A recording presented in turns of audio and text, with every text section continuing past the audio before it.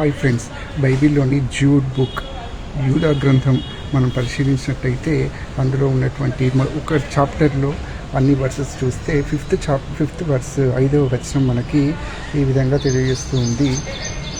ఈ సంగతులన్నీ మనం పూర్వమే గ్రహించిన మన పూర్వులు ఆ విధంగా చేసి ఉన్నారు. ఈ న్యూడ్ సెక్స్ ఎక్కువగా చేస్తూ ఆ న్యూడ్ సెక్స్ ఎక్కువగా పాల్గొంటూ అలాగే ధనాన్ని బాగా సంపాదిస్తూ మన పూర్వీకులు ఎర్లియర్ జనరేషన్స్ ఎక్కువగా చేశారు. కాబట్టి ఈ విషయాలన్నీ మీకు తెలుసు అని జూడ్ రాసిన ఈ లెటర్ ద్వారా బైబిల్లోని గ్రంథంలో మనకు తెలియవస్తుంది.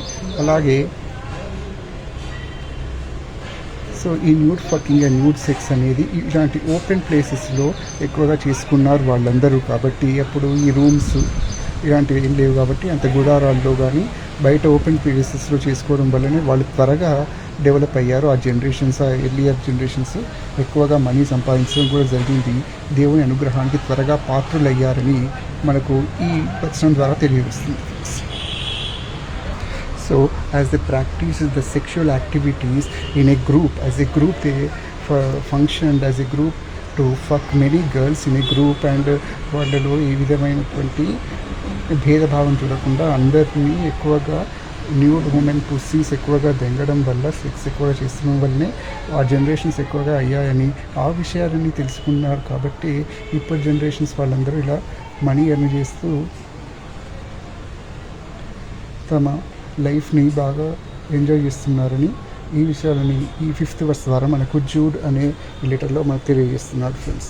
అలాగే చూసుకుంటే మిగిలిన వర్సెస్లో కూడా ఎక్కువగా అత్యాశకు పోవడం, అలాగే కేవలం మనీని మాత్రమే చూసుకోకుండా ఈ న్యూడ్ ఫకింగ్ ఎక్కువగా చేస్తూ ఉండడం అనేది డబ్బులు వచ్చినా కూడా అని ఈ మిగిలిన వర్సెస్లో కూడా మనకు తెలియజేస్తుంది. So the importance of the nude fucking with the more women and girls is the basis of the Bible verses to have the luxurious and happy life as said by the God.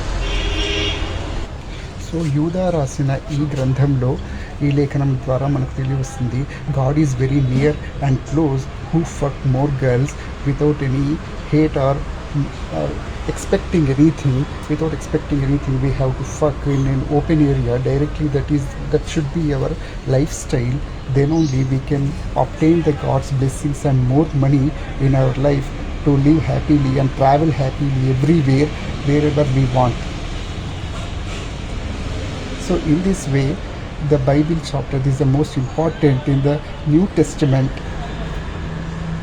where we will learn the earlier generations how they practiced these sexual activities daily without have a small concern about normal living lives in normal day-to-day activities.